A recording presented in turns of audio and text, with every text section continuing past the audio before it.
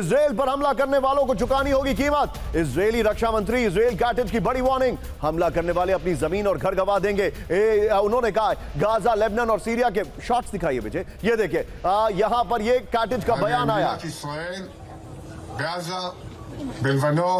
मैं quick take यहां पर सुमेरा से लूंगा। सुमेरा, एक बहुत क्विक टेक, थोड़ा शार्प टेक, तीनों ब्रेकिंग, तीनों शॉट दिखाइए। मुझे ऐसा लग नहीं रहा है कि अब इस वक्त कोई भी मानने को तैयार है। सिर्फ नेतन्याहू खामोश हुए, लेकिन उनके जितने भी करीबी हैं वो सब बोल रहे हैं। लेबनान को किस हद तक बर्दाश्त कर सकता है ईरान, किस हद तक, वो उसकी रेड लाइन क्या है? सुमेरा जूमन। ईरान की रेडलाइन है लेबनान, ये वो बार बार बता चुका है। अगर आप लेबनान पर हमला करेंगे तो हम इस युद्ध को जारी रखेंगे, हम ये नहीं मानेंगे जो हम डील करें। तो वो लगातार ये कह रहे हैं कि एक तरफ ईरान और लेबनान है, यानी हिजबुल्लाह साथ में। आज भी देखिए गालिबाफ जब गए हैं वहाँ के स्टेट चैनल पर, तब भी उन्होंने यही बात कही है कि हमें नहीं भूलना चाहिए कि हमने सिर्फ अभी ये जो 40 दिन हमने युद्ध लड़ा है, वो हमारे लिए उससे ज़्यादा युद्ध लड़ चुके हैं, उससे ज़्यादा लोग मारे जा रखना है। इसलिए उनके लिए रेड लाइन है अगर लेबनान में हिजबुल्लाह पर हमला होता रहेगा।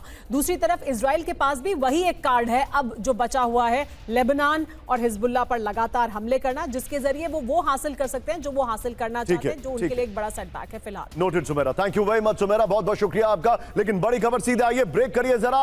अब विजय कैंप 4 पर आइए, मेरे बगल में ब्रेक करिए। ईरानी संसद के स्पीकर बाकिर कालीबाफ का बड़ा कबूलनामा, ब्रेक करिए। मजबूरी में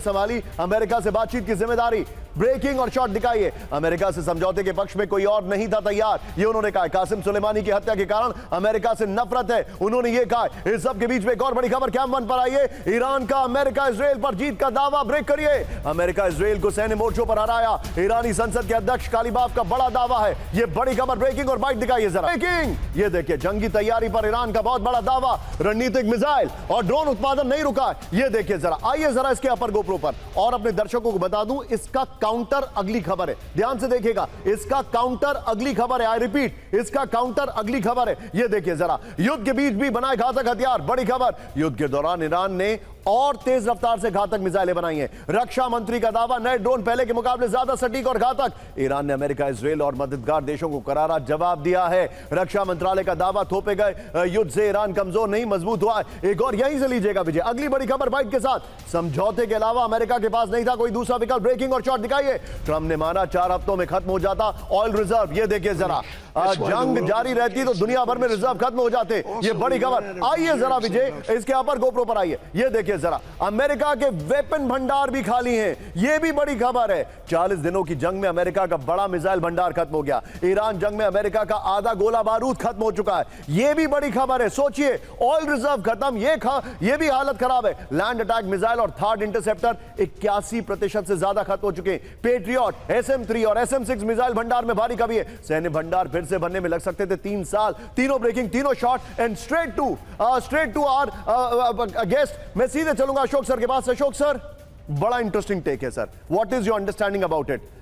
ट्रंप ने इसलिए ये पीस की है बिकॉज वो एग्जॉस्ट हो गए थे, और ये उनका एक बहुत बड़ा रियलिटी चेक है। Your take sir.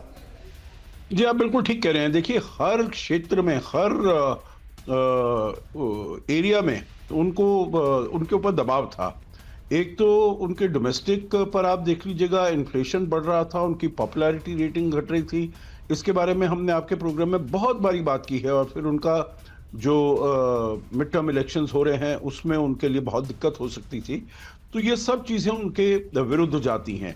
परंतु उसके अलावा जो अभी नई फाइंडिंग्स आई हैं जो आप दिखा रहे हैं, वो बहुत ही चिंताजनक है। और उसका कुछ ना कुछ इंटेलिजेंस का जो इंफॉर्मेशन है वो राष्ट्रपति ट्रंप के पास जरूर आ रहा होगा, उनकी अपनी इंटेलिजेंस से, जो हमारे इतने कम होते जा रहे हैं। और उनका देखिए, पूरी दुनिया में करीब 800 उनकी बेसेस हैं। तो मतलब ऐसा नहीं है जो केवल मिडिल ईस्ट में ही उनका रिस्पॉन्सिबिलिटी वो अपने को मानते हैं।